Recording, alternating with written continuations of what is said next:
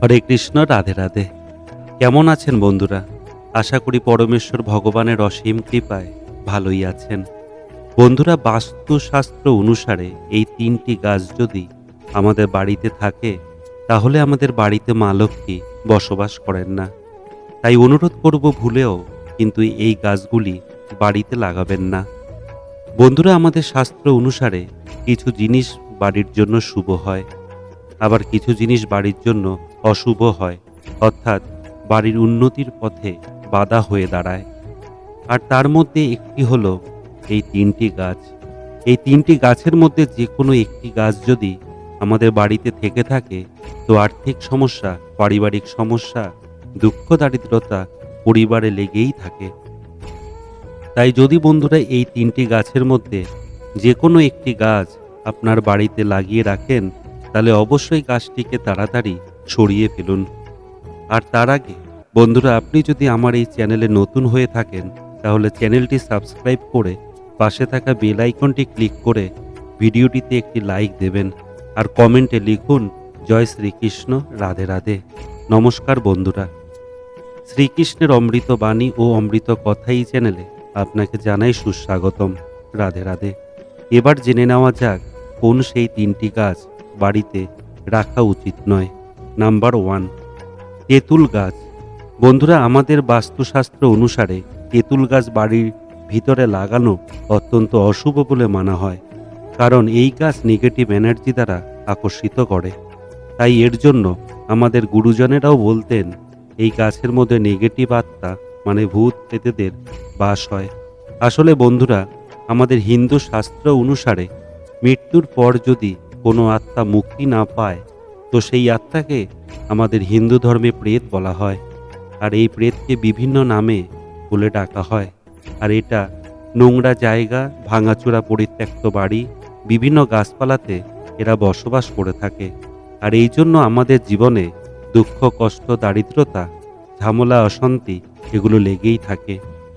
কিন্তু যত সময় আধুনিক হচ্ছে, কিছু মানুষ এগুলিকে মানে, আবার কিছু মানুষ এগুলিকে অন্ধবিশ্বাস বলে উড়িয়ে দেয়।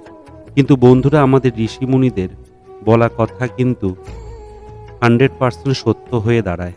যদি এগুলি আমরা মেনে চলি, তো অবশ্যই আমাদের জীবনে সুখ শান্তিতে ভরে উঠবে। তাই এর জন্য বাস্তুশাস্ত্র অনুসারে বাড়ির ভিতরে তেঁতুল গাছ লাগানো অত্যন্ত অশুভ বলে মানা হয়। এছাড়াও শেওড়া গাছ, বট গাছ, বাঁশ গাছ, এই সমস্ত গাছে প্রেত আত্মাদের বসবাস হয়। আর এটা শুধু আমাদের হিন্দু ধর্মেই নয়, প্রায় সমস্ত ধর্মের মধ্যেই এমন ঘটনা আপনারা শুনতে পাবেন। তাই ভুলেও বন্ধুরা কিন্তু এই সব গাছ আপনারা কখনোই বাড়িতে লাগাবেন না। নাম্বার 2, ফণী মনসা। বন্ধুরা, অনেকেই আমরা বাড়িতে ফণী মনসা গাছ লাগিয়ে থাকি, কিন্তু আপনি শুনলে অবাক হবেন যে বাস্তুশাস্ত্র অনুসারে এই গাছকে বাড়িতে লাগাতে নিষেধ করা হয়েছে। কারণ বন্ধুরা, বাস্তুশাস্ত্র অনুসারে এই গাছ বাড়িতে থাকলে আর্থিক সমস্যা, পারিবারিক সমস্যা, অশান্তি, আয়ের থেকে ব্যয়, রোগ ব্যাধি এগুলো লেগেই থাকে। দেখবেন পরিবারের উন্নতি হয় না, সমস্ত কাজে বাধাপ্রাপ্ত, উন্নতি হয় না, নানান রকম শারীরিক সমস্যা পরিবারের সদস্যদের লেগেই থাকে। কারণ বন্ধুরা, এই সৃষ্টির প্রত্যেক কিছু ব্যক্তি নেগেটিভ মাইন্ডেড হয়ে থাকে।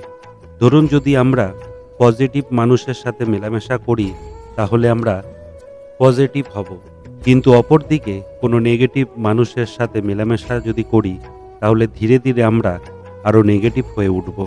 আর এটাই হচ্ছে বন্ধুরা এই সৃষ্টির নিয়ম। নাম্বার 3, ডুমুর গাছ। বন্ধুরা, আমাদের শাস্ত্র অনুসারে প্রত্যেক গাছ লাগানোর একটি শুভ দিক রয়েছে। যদি আমরা এর অপর দিক কাজে লাগাই, তাহলে এর প্রভাব কিন্তু বন্ধুরা আমাদের জীবনে এসে এর উল্টোটাই এসে পড়ে।